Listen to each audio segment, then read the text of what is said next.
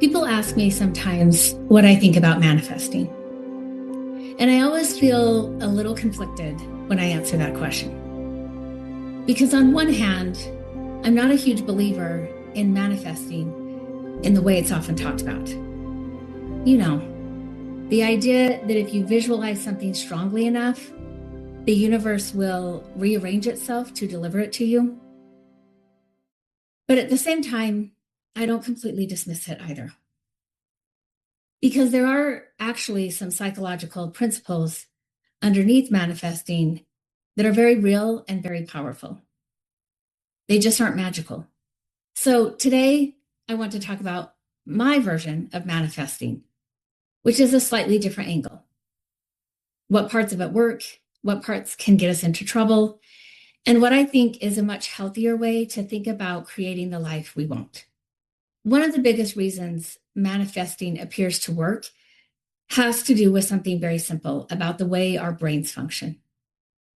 And that is attention shapes perception. When you start paying attention to something, you begin noticing it everywhere. Let me share a funny example from my own life. When I turned 50, I bought myself a red car. It was the first time I owned a red car. When I was thinking about buying a red car, I started noticing red cars everywhere. At stoplights, in parking lots, and just driving down the road. It felt like half the cars in the city had turned red overnight. Of course, they hadn't. My brain had just started filtering the world differently. But something else happened that I didn't anticipate when I bought that car, and that no other red car owners had ever told me about. Apparently, red is one of the colors birds can easily notice. And boy, do they. I get a lot of, let's call them bomb droppings, on my car when it's parked outside of my office. So the universe may not be delivering everything I hoped for, but the birds definitely notice my red car. And that example actually illustrates something important. When we focus on something, our brain starts organizing our awareness around it. We notice opportunities we might not have seen before. We notice patterns. And we notice possibilities. And sometimes that shift in attention changes how we behave. If someone is visualizing starting a business, they may start noticing conversations, resources, or opportunities that support them moving in that direction. If someone is focused on building healthier relationships, they may start noticing behaviors in themselves that either support or undermine that goal. Part of what people experience as manifesting is much more grounded. It's clarity directing attention, and then that attention shaping behavior. But here's where manifesting can sometimes get problematic. In a lot of popular culture, manifesting gets framed in a way that can actually become harmful. The message becomes, if something doesn't happen for you, it must be because you didn't believe hard enough, or you didn't visualize it strongly enough, or you didn't have the right energy. And that can quickly turn into a subtle form of self-blame. If someone is struggling financially, if they're going through illness, if they're navigating trauma, or if they're facing systemic barriers, the suggestion becomes that their circumstances are simply a failure of mindset. And that's not only inaccurate, it can be deeply dismissive of the complexity of human lives. Another issue with manifesting culture is that sometimes it can encourage people to bypass reality. Instead of asking honest questions like, what's actually getting in my way? What am I afraid of?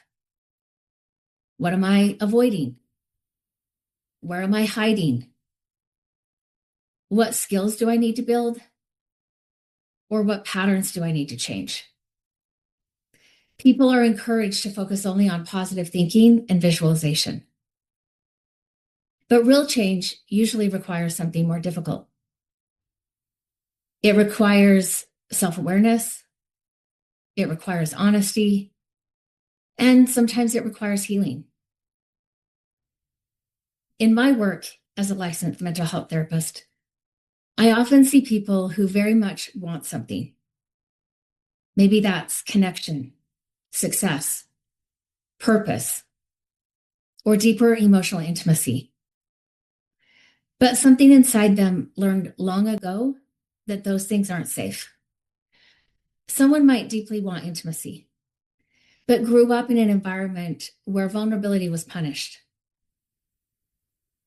Someone might want success, but learned early in life that visibility brings criticism. Or someone might want connection, but learned that expressing needs leads to rejection. And in those cases, the barrier isn't a lack of belief. It's a nervous system that learned to protect itself. And no amount of visualization will change that. Instead, the work becomes helping the nervous system learn that it's safe enough to move toward the things a person wants. Which brings me to the version of manifesting that I actually do believe in. Not magical manifesting, but aligned living. In my mind, creating the life we want usually involves three things. First, clarity. Many people don't actually slow down long enough to ask themselves and put their finger on what they really want. Not what they should want, not what others expect them to want, but what genuinely matters to them. The second thing that's required is awareness, often awareness of what gets in the way.